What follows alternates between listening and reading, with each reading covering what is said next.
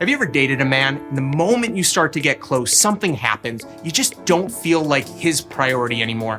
Maybe he's spending more time at work or with friends, or he's following a passion or a hobby, and he's just not including you. He's not being as responsive as he was in the beginning, and you feel like maybe you're being left out on purpose. Maybe he's no longer interested in you, and this whole thing was just a game for him. Well, in this video, I'm gonna tackle this topic head on. I'm gonna break down what it actually means to be a man's priority and how you can make sure that you become his priority rather than just a conquest or a challenge. I'll actually walk you through the 3 steps that you need to follow in order to build a firm foundation in the relationship so he values and respects you. Hi, I'm Jason Silver. I am the dating coach for ambitious women. And if you want to dive deep into the attraction strategies that you'll learn in this video and see a little bit more about how I actually coach women, you can watch my VIP video by clicking the link in the description of this video. Let's jump right into it. So what does it really mean to be a man's priority? Well, this is a philosophy. It's a way of looking at your relationship. And if you're not currently looking at your relationship in the way I'm about to explain, well, this simple little shift, it has the power to change everything. Not only should it change your romantic relationships, but all of your relationships, even with your girlfriends or at work. Now, here's the big idea. Being a priority, it doesn't mean that you're absolutely number one, ahead of everything else in a man's life. You don't want a guy who's going to devote his entire being, his whole life to you and only you. That would be a little bit obsessive, right? My clients tend to like ambitious men.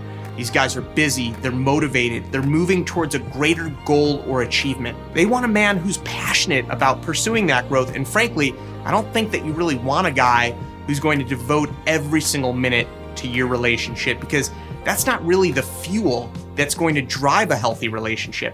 A quality man has more depth, he's got more substance and passionate interests. That depth and that passion, it tends to be what makes being in a relationship fun and exciting because we can learn and grow with our partners. Now, the human condition, whether we like it or not, it's pretty self-centered. At our core, all humans, we all want what's going to bring us towards happiness and away from pain. It's a survival mechanism. And even if you live a life of service to others, there's still a self-centered interest in there somewhere. Whether it's for status or recognition or just your own emotional well-being, we're still doing things for our own internal drive. Now, when you understand this fundamental idea about humans, it can actually help you to connect more with others because you can always consider their perspective. And one of the best questions you can ask yourself is, what's in it for them? What do they really care about? This question allows you to instantly connect with them and find a way to communicate with them that's clear. It makes the most sense to them. And when you start to become an advocate and a supporter of what a man really wants, well, you immediately place yourself as a priority in his life because you're helping him to achieve what he really wants. But if you just focus on his wants or needs, you'll probably just end up sleeping with every man you encounter because that's what most men immediately want initially. But if you cave in and do that, you're never going to become the woman a man wants to marry or be with forever, because men don't just want a woman who's waiting to sleep with them. Men have a desire for a woman that's high value, meaning she values herself, she values her time and energy. She's only going to invest in a man if it aligns with her bigger vision and purpose. And that's why it's imperative that you prioritize yourself, because if you don't do that, you're not going to have as much energy and love to give to a partner. It's just like being on an airplane, right? If you've ever been on an airplane, you hear that safety announcement beforehand, the oxygen mask comes down, and they always tell you, put it on yourself first before you try helping anyone else, because if you can't breathe, you're not going to be helping anyone on that plane. Now, that's a great analogy for life. It's that we need to be fulfilled so we can give to others. Now, I'm going to break down the 3 steps that you can take today to make sure that you become the priority and remain the priority in a relationship. These are mindsets. These are ways of looking at your partner, at your relationship, at men, but they're also principles that you can apply in life. Now, even before you meet someone, or if you're in a current relationship and you don't feel prioritized, the first step, the absolute foundation, is understanding what is it that you really want. Because have you ever tried driving to a destination without knowing where you're going? You can't just say, well, I kind of want to go somewhere, I'm just going to start driving. Not exactly sure where. I mean, you can do that, but it's going to be difficult to end up wherever you actually want to be. So that's why it's so important to know, where do you actually want to go in a relationship? It sounds so basic and so obvious, but shocking to me when I ask that question of a lot of clients, I don't think a lot of people really are thinking this through. Sometimes I'll ask, okay, what do you want? And I'll get a checklist. She'll show me a checklist. But when I look at the checklist, it doesn't really explain anything helpful in real life. They might say, oh, I want a spiritual, nice guy who's honest. But when you really break down, like, what does that mean? What does it mean to have that partner?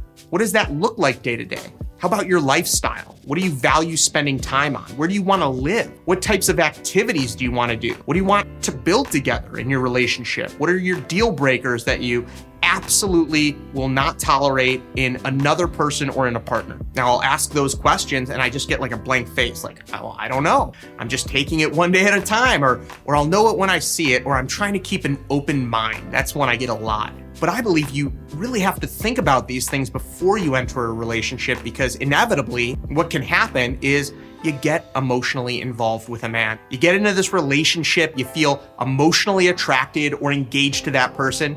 You start to forget or kind of let the things go that are most important to you until, well, you start to remember them later on. And at that point, you're already emotionally invested. And it makes it really challenging. You start to deal with more conflict because you want one thing and he wants another. And that's why understanding your relationship destination, it's so important. That's a foundation. Once you understand that, it is infinitely easier to go out and seek a partner and filter out the guys who aren't a good fit. And it's better to filter them out before you've built an emotional connection. Some of the biggest players are really, really good at building that emotional connection. That's their trick in the beginning. But you can avoid that entirely through a solid filtering process by understanding what you really want. As I said, this is the foundation. This is the number one thing to being a priority, because you're never going to be a priority in a relationship that is not aligned. Now, the second step to becoming a priority in a relationship is to understand your partner's wants and needs in the same way that you understand yourself. What is it that your partner wants and needs? Where are they going in their life? What's important to them?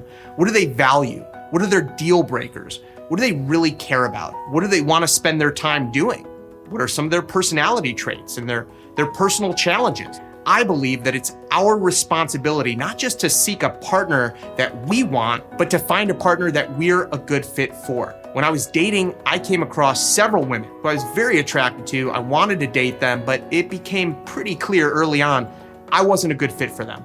Either I was too nerdy or I was too out of the box or whatever. And I could have pushed it. I could have tried to get that date, but I didn't. I ended it early, even though I didn't really want to, because compatibility, it's a two-way street. And when you begin to understand more about yourself, your own traits, you start to realize that there's certain types of people that you might not be a good fit for. Maybe you're a little high-strung or anxious. Well, finding a guy on Wall Street, right, who's a Wall Street executive, he's also high-strung, might be a bad idea. Maybe two high-anxiety people could be a little bit too much. So that's why understanding some of your own flaws, what you really want, and understanding your partner and some of their flaws and what they really want, it just helps you to see, well, is this a fit or not? And obviously, the best way to learn about someone is to look at their actions. But that doesn't take away from verbal communication, because verbal communication is one of the best ways to get on the same page as your partner. Now, there's a surprising lack of meaningful conversation between men and women these days. And when I'm talking to a client, they're explaining a relationship challenge, I'll ask them, well, have you asked them about it? Have you had a conversation? And they'll say, no, I wanted to talk to you about this first. And I'm like, okay, well, you probably want to speak with them about this because they might have more information than I would. And one of the more common answers that I get back is, well, I didn't want to sound desperate, or I didn't want to bring it up so early. I didn't want to talk about those things. It just seemed too heavy, too serious. And I'm thinking, well, it got pretty heavy and serious because you didn't want to talk about it and it's on your mind. So discussing or asking questions, even on a first or second date, about what your partner wants out of life, what's important to them, what they value. I don't understand how that would turn someone off if you're doing it in a curious way rather than a judgmental way. Because I totally get not wanting to be in interview mode in a date where you're just negatively judging guys and asking them questions, waiting for them to say something that's gonna trip you up. That's not what it's about. But if you're deeply curious about your date and you're not asking questions about them and their life, then what are you doing? I don't get it. I used to ask all sorts of inquisitive questions on a quick phone call before I even went out on a date, because my time was valuable. I was doing lots of things. I just finished a certified yoga instructor program. I was performing improv. I was working, friends and family. I didn't want to just go out and spend a bunch of time and money on someone that I didn't even know. I wanted a real relationship. So when I was online dating, I'd actually get on a short phone call before we ever went on a date, just to make sure that we weren't wasting each other's time, just to go through some of the deal breakers and learn a little bit more about her. I think that's really important. It shows that you value your time and you value their time as well. And if a man is turned off or put off in some way by you asking him meaningful questions, things that are important to you, well, then I'd question, what are his motives? Number one, does this guy actually care about anything of substance, or is he just looking for a hookup? Number two, what are you doing with this guy? Are you just dating to hook up for yourself? I mean, if a guy doesn't really care about you and he doesn't seem to mind that you're not curious about him, then I'm not sure what either of you are doing except maybe just going out to have fun, which is fine if that's what you want. But in my mind, any man who wants a commitment, any man who wants a relationship is going to be grateful that you're not there wasting his time. He's gonna want a woman to ask him questions, to learn about him, and he should wanna do the same with you.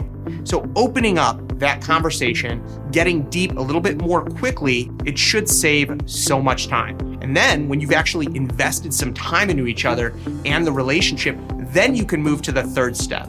Step 3 is when you begin to make mutual decisions together about your life and where you want to go. So if you know that this is important to you, and if you know that that's important to him, then there's this process of co-creation, of collaborating together on life, moving from the I to the we. You can start asking bigger questions such as, does this really make sense for us to build this or to do this? Or how can I support you in your vision and your mission and your life goals, and vice versa? How can you support me? How can we create something together? That was really important to me when I was getting married. I wanted to know, what did my wife want? Did she want a family? Did she want children? Where did she want to live? What did she want to spend her time doing? What were the principles that she lived her life by? What were her deepest beliefs? What were her personality traits? And how did that interact with my personality traits? Here's a good one. When we were both hungry or annoyed or tired, how did we interact with each other? Were we able to move through these times? Because at the end of the day, the only pathway to a healthy relationship is compromise. Listen, tonight in my home life, it's a great example. I've got a ton of stuff to do. I'm here at the studio trying to film this video before I go out of town for a week. I just want to go home and spend time with my kids before I see them, but I've got to go to an obligation tonight with my wife. And I love spending time with my wife, but I also want to see my kids. But this is important to my wife. Often, the healthiest, most intimate and caring relationships involve some level of sacrifice and compromise. And if you have a partner who's not willing to sacrifice, not willing to compromise, that's just not a partnership. There's no such thing as a relationship that's perfectly self-serving. There's no such thing as getting into a relationship where you get everything you want when you want. And the same thing goes for my wife. She's more than willing to compromise and go above and beyond, because that's the only option if you're gonna stay in a partnership. So if you look at the 3 steps I mentioned, the deep understanding of yourself and your partner, working together on this collaborative effort to support each other in your life goals, then there's really no other option than to prioritize each other, because you both actually become the vessel that's carrying the other person's dreams. It's like this no-brainer. And if you're not both working together as a team to move towards that goal, then what are you doing? You're just waiting for a time when you will become a team? It's not really how it works. One of the biggest challenges I see is staying in a relationship too long. They think that the guy is just slow to commit, but often he's just waiting around for something better. Or maybe he's just too afraid and has no desire to actually compromise to create this mutual relationship. So if you're in a relationship, if you both understand one another, if you understand what you want, there should be a feeling of excitement. There should be this energy where you both feel a desire to build an incredible life together, to face the world as a team. And if you're not doing that, if you're not feeling that, it's kind of like roller skating up a hill. You don't just stay stagnant. You're either growing or you're sliding backwards. So I encourage you to really think about those 3 steps that are rooted in this deep understanding.